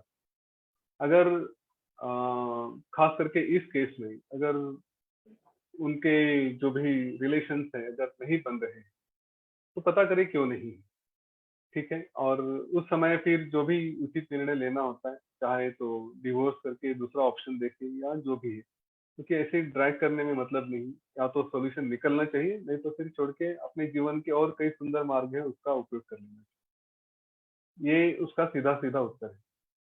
अगर लेकिन जब तक ये नहीं होता तब तक क्या करें? तो तब तक अपने जीवन को देखें। हमेशा हम समस्या में इसलिए फंस जाते हैं कि हमारे लिए कुछ देने के लिए नहीं होता, और जो अपना जीवन देने के लिए रखते हैं उनको कोई समस्या ही नहीं होती। फिर कुछ आए तो आए, नहीं आए तो नहीं आए। देखिए, मैंने आज जैसे बताया था, जो मोक्ष के राह पे चल रहे हैं उनके जीवन में क्या होता है, तो वो किसी समस्या से कम ज्यादा हो जाए उससे उलझते नहीं है। वो एकदम जो करना है वो बस शरीर कर रहा है इसलिए करते रहते, उस अवस्था में जीते। ना उनको जीवन की अपेक्षा होती है, ना मृत्यु की अपेक्षा होती है। बस वो शास्त्रों के अनुसार चलेंगे। तो जीवन त्यागना ये क्या इसको कहेंगे, शास्त्रों के अनुसार नहीं होता, इसलिए वो जीवन नहीं त्यागते। फिर है तो दो ऑप्शन रहते हैं टिपिकली, कि एक तो साधारण से जिए या एकदम श्रेष्ठ श्रेणी से जिए। तो दोनों में भी कोई प्रॉब्लम नहीं होता, तो वो जीते, फिर जितना यूटिलाइजेशन कर सकते होता है यूटिलाइजेशन करेंगे, अच्छे से जिएंगे, वही मार्ग पकड़ के वो अपना जीवन जीते।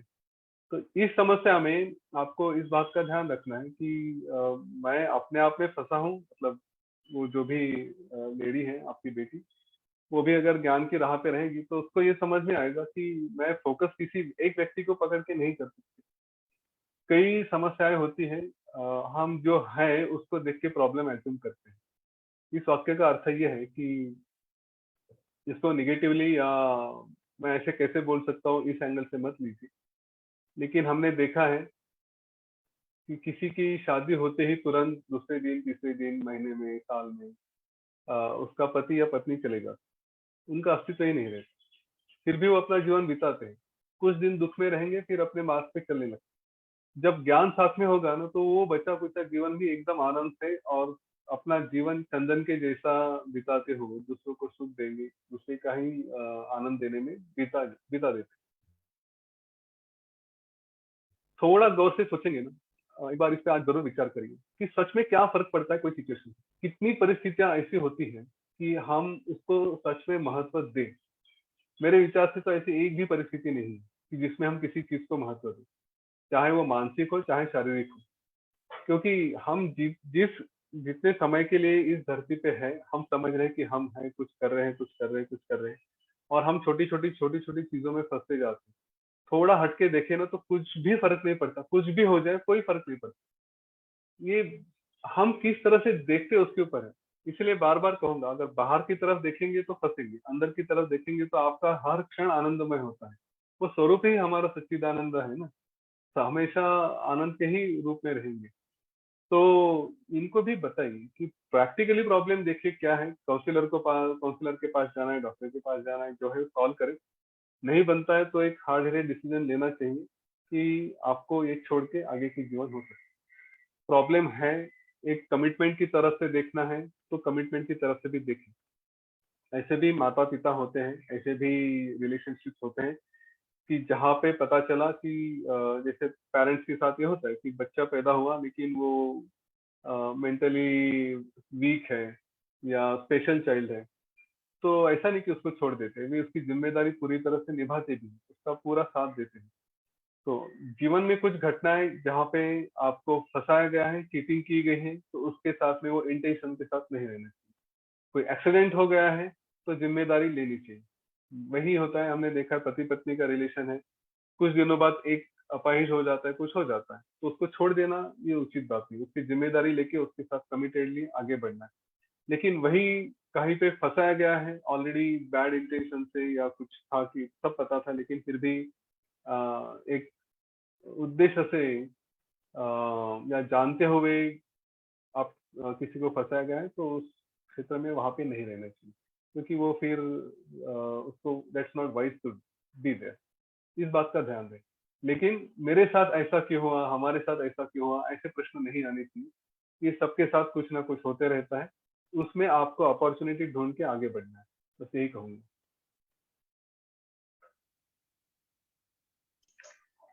Thanks Sithin, thanks for sharing the insights about it. अभी काउंसलर के पास जाए, डॉक्टर के पास जाए, both of them are doctor only. They are already doctor. One is surgeon and one is. So देखो परिस्थिति आ जाती है। So मैंने ऐसे कई केसेस देखे हैं कि husband and wife they are married and then someone get into this thing, or especially it happens with Brahma Kumaris, may they get detached with all these other things, and then मेरे काफी close लोग हैं कि they are not allowing their husband to touch their body despite they are married, and despite of that the husband has accepted it. He said no, that's fine, this is my life, my wife is walking on some path and I'm okay with it. So देखो वो acceptance में ही फिर, and they are living happily, हाँ, दोनों support करते हैं, they are doing everything else in our life, they are doing business, उनका सब कुछ है. Only thing that they doesn't have kid because of this understanding of life. So but they are happy, they are happy. So ये होता है. तो ये दुख जो है ना, ये समझ सकते हैं, मतलब ऐसा नहीं कि जब यतीन जी ये सब बता रहे हैं या मैं कुछ बोल रहा हूँ तो हम लोग वो दुख को महसूस नहीं कर पा रहे हैं ना. We are able to see that, but idea is that कि हाँ, एक जो चीज है कि जो परिस्थिति है, मतलब इवन द डिवोर्स का भी बात चल रहा था कि कोई और सुटेबल कैंडिडेट है, उसकी भी बात हुई थी. तो देखो बेसिकली आइडिया इज दैट कि साइकिल जो है ना, एक साइकिल है, वो साइकिल को हमें चलाना है. तो साइकिल चलाने को हो नहीं रहा है, या परिस्थिति साइकिल चलाने के लिए अनुकूल नहीं है, तो साइकिल चेंज करने से कुछ नहीं होगा. दूसरी साइकिल लाओगे तब भी वही परिस्थिति रहेगी, तीसरी साइकिल लाओगे तब भी परिस्थिति वही रहेगी. और ये अपने मन में ये होता है कि साइकिल बदल देने से कुछ ये हो जाएगा, परिस्थिति में रहेगी. तो सृष्टि के उत्पन्न जो था ना, यदि आपके मन में कुछ ये होता है ना कि मैं सृष्टि को बदल डालूंगा, मैं सारी सृष्टि की निगेटिविटी को खत्म कर डालूंगा, कभी नहीं हुआ ऐसा. It has always been like this. तुम रामायण ले लो, महाभारत ले लो, कोई त्रेता युग ले लो, सतयुग ले लो, कुछ भी ले लो, अपोजिट वैल्यूज रहने ही है, दिन और रात रहने ही है, ज्ञान और अज्ञान रहना ही है. It will always be there, ये रहेगा ही. तो कीचड़ में रहते हुए भी वो कमल के भांति, आप अगर कमल के भांति ऊपर उठना सीख लो ना, बस वही है. योग वशिष्ठ अपने को वही बताएगा, गुरु वचन हमें वही बताएंगे कि कीचड़ रहेगा, कीचड़ आपके लोग को डालते रहेंगे, कीचड़ will be there, you will be surrounded with the कीचड़, but spite of that untouched एक कमल के भांति, एक लोटस के भांति आप ऊपर उठ पाओ ना, तो नथिंग लाइक दैट। थोड़ा प्रयत्न भी लगेगा, पुरुषार्थ भी लगेगा, ज्ञान भी लगेगा, भक्ति भी लगेगी, श्रद्धा भी लगेगी। जो सूत्र अप्लाई होता है ना, बहुत सूत्र दिए हुए, उसको अप्लाई करो और मुस्कुराते रहो। जय गुरुदेव। It's already 9:03। एक बुक का नाम पूछा था, तो मैंने बुक का नाम ऑलरेडी डाल दिया है, द सुप्रीम योगा, जो नितिन जी ने भी बताया, new translation of Yoga Vashishtha, book by Venkatesananda Saraswati. Can just show it one more time Yatin. This is the book, the supreme yoga. और दिख नहीं रहा, you have to unmute and वो स्विच नहीं होता है एक्चुअली, मतलब यूट्यूब तो कवर कर लेगा, यू हैव टू स्पीक। हाँ, द सुप्रीम योगा बाय स्वामी वेंकटेशानंद, यहाँ पे उनका नाम भी दिया है। हाँ, ये English. Yeah, so this is the book that one of our audience was asking. So this is the book, this is the author name. आप इसको ऑर्डर भी कर सकते हैं इजीली, ये लोग अमेजॉन, फ्लिपकार्ट या वन आर्ट ऑफ लिविंग अपने वेबसाइट पे भी देख लो, इजीली अवेलेबल हो जाएगा। गुरुदेव अक्सर कमेंट करते हैं, तो आप इसको पढ़िए, संक्षिप्त है, डिटेल में जाना है तो यतीन जी ने ऑलरेडी 2 ऑप्शंस ऑलरेडी बता दिए। विद दैट नोट, आज का सेशन के लिए हम लोग यहीं पे स्वल्प विराम लेते हैं, पुनः कल मिलने के लिए। जय गुरुदेव।